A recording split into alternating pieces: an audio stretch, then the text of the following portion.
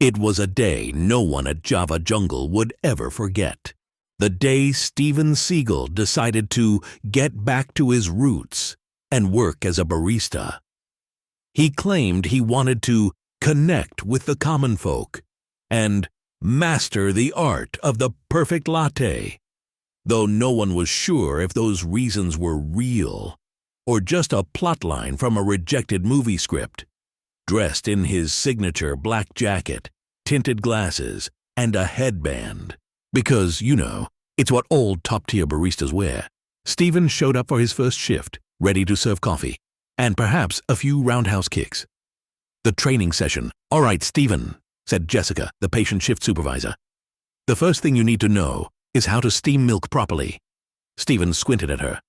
"I already know how to handle steam. It's just like controlling a situation, precise, disciplined, dangerous." Jessica blinked. "Okay, let's move on to taking orders." A cheerful customer approached the counter. "Hi, can I get a caramel macchiato? Extra caramel." Steven leaned forward, narrowing his eyes. "Extra caramel? Are you trying to test me?" The customer chuckled nervously. No, I just like caramel." Steven crossed his arms. "Do you even know the history of caramel? It's not just syrup. It's a symbol of decadence. People like you're why civilizations fall." Jessica stepped in. "Steven, just make the drink." Steven reluctantly turned to the espresso machine, muttering, "This is why I stick to green tea. It never betrays you."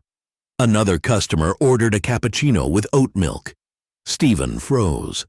"Oat milk? What's wrong with regular milk?" "I'm lactose intolerant," the customer explained. Steven scoffed. "Weakness is a choice." The customer looked offended. "Excuse me?" Before things could escalate further, Jessica whispered urgently, "Steven, you can't fight customers." Steven shrugged.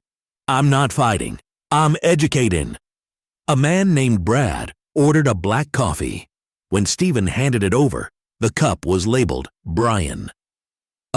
My name's Brad," the man said. Steven leaned on the counter, looking deep into Brad's soul. "You don't look like a Brad. You look like a Brian. Maybe it's time you rethink your identity." Jessica facepalmed. The tipping point came when a teenager ordered a frappuccino. "Frappuccino," Steven repeated, his voice dripping with disdain. "Do you know how much sugar is in that? You're walking a dangerous path, kid." "It's my money," the teen replied with a shrug. Steven slammed his fist on the counter. "Your money can't save you when your body gives out." The teen laughed. "Whatever, dude." That was it.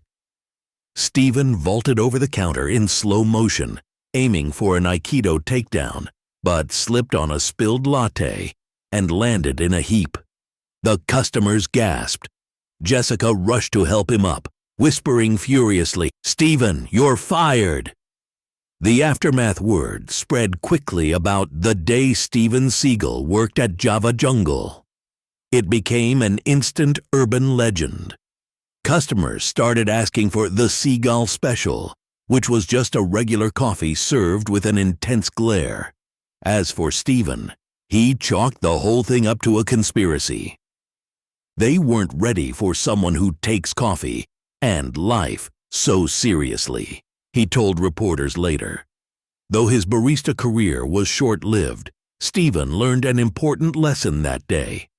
Not every battle is worth fighting, especially when it involves oat milk and caramel drizzle.